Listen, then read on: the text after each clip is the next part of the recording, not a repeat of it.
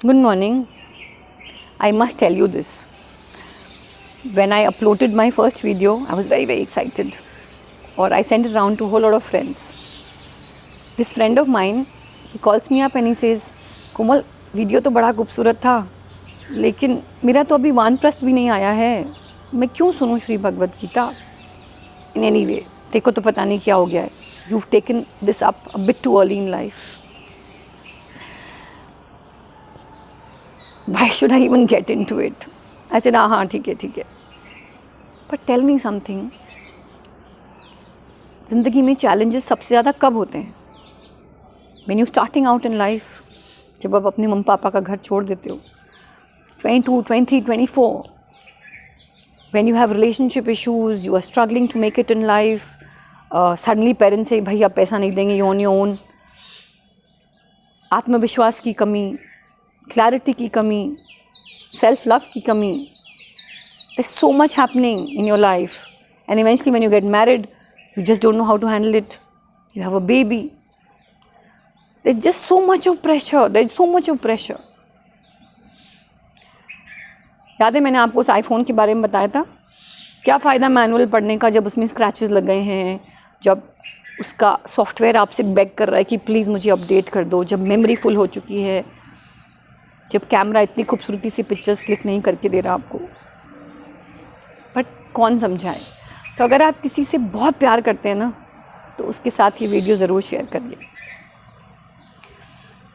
चलिए, अब मुझे बताइए कि आप में से कितनों को पता है कि कृष्ण ने क्यों प्रण लिया था कि वो शस्त्रों को हाथ भी नहीं लगाएंगे? मैं बताती हूँ आपको. Krishna was related on both the sides. Krishna का जो बेटा है, he was married to दुर्योधन's daughter. Kunti जो पांडवों की मदर थी, उनकी बुआ थी. Balram had decided only because of this reason that he will not participate in the war. Krishna really regarded his elder brother. तो उन्होंने कहा जब आप नहीं पार्टिसिपेट कर रहे तो मैं भी नहीं करूँगा, पर मैं शस्त्रों को हाथ नहीं लगाऊंगा, मुझे पार्टिसिपेट तो करने दीजिए. बलराम अग्रीड. दूसरा कारण था दैट यादवों की सेना दुर्योधन के साइड पे थी. Remember I told you. तो कोई अपने ही लोगों को कैसे मार सकता है? ऑल्सो कहते हैं कृष्ण तो हरि है ना, वो तो पूरी सृष्टि को ख़त्म करने की ताकत रखते हैं. तो उनको तो 2 मिनट लगते, वो इस युद्ध को भी ख़त्म कर देते. लेकिन his entire purpose of being on this earth would have been defeated. वो कैसे हमें श्री भगवद गीता के बारे में बताते? Interesting, isn't it? जब श्री भगवद गीता शुरू होती है, पहले ही श्लोक में the blind king Dhritarashtra is asking Sanjay कि संजय मुझे बताओ युद्ध के मैदान में क्या चल रहा है. संजय कौन थे? संजय धृतराष्ट्र के सारथी थे, द चैरिटर. एडवाइसर भी थे, मिनिस्टर भी थे, केयर टेकर भी थे. संजय ने बहुत ध्यान रखा धृतराष्ट्र का.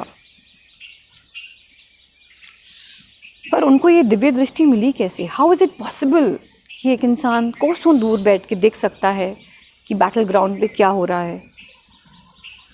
Unbelievable, isn't it? But then people are very unenlightened. पर इसके पीछे भी एक कहानी है. वेद व्यास जी को बहुत अफेक्शन था धृतराष्ट्र के साथ. He came to visit him right before the war. और Dhritarashtra was in huge grief. Pandu जो उनके ब्रदर थे, उनके बच्चे and his children, they were at war. I mean the entire family was at war and the worst is against each other. बहुत दुख हो रहा था उनको.